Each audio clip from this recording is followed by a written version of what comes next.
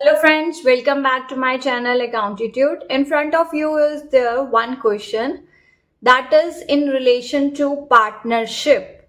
Here there are two partners, one is Divya, another is Bholi. Both of them have invested in the business rupees 8 lakh and 6 lakh. Divya's investment in the business is with rupees 8 lakh and Bholi's investment is with rupees 6 lakh.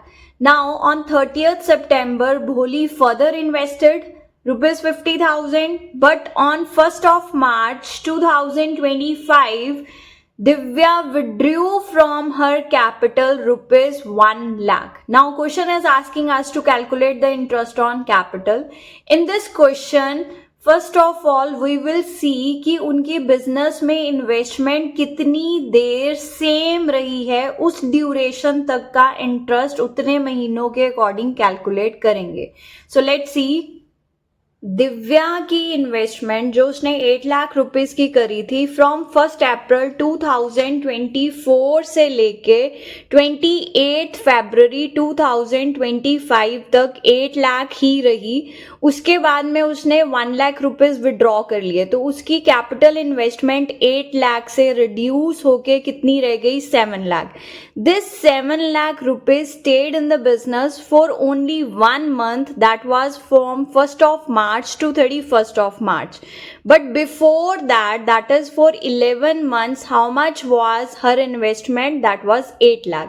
तो 8 लाख की investment के ऊपर 12% का rate of interest जो question में हमें दिया हुआ था will be calculated for 11 months. Okay, और जो 7 लाख की इन्वेस्टमेंट है उसके ऊपर बच्चे सिर्फ 1 महीने का ही इंटरेस्ट रहेगा, क्योंकि जब उसने 1 अप्रैल से लेके 1 मार्च को पहली विड्रॉल करी तो बिजनेस में 11 महीने के लिए उसकी इन्वेस्टमेंट कितनी रही, 8 लाख रुपया.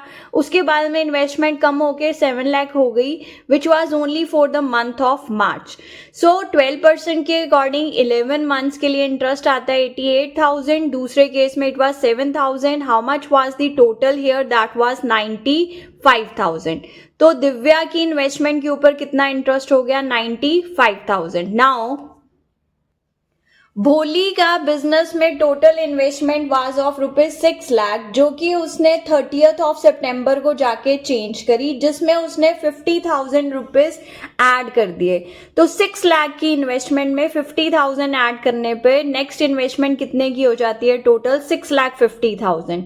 सो 6 लाख की इन्वेस्टमेंट उसकी 30th सितंबर तक रही. तो 30th सितंबर तक जब तुमने इंटरेस्ट कैलकुलेट करना है, बच्चे कितने मंथ होते हैं 1 अप्रैल से लेके 30th सितंबर तक, 6 मंथ्स. सो 6 लाख की इन्वेस्टमेंट के ऊपर 12% का रेट ऑफ इंटरेस्ट 6 महीने के लिए ये 6 लाख रुपए इन्वेस्टेड रहे. लेकिन उसके बाद में 6,50,000 जो हुए वो 30th ऑफ सितंबर से लेके और you can say 1st of October से लेके 31st मार्च तक, यानी कि फिर से 6 महीनों के लिए उसकी इन्वेस्टमेंट अब कितनी हो गई थी, 6,50,000. 6,50,000 के ऊपर 12% 6 मंथ से जब हमने कैलकुलेट किया it was 39,000. So 36,000 plus 39,000, how much is the total interest payable to Bholi's capital? That is rupees 75,000. Thank you. Accountitude, like, share and subscribe to my channel.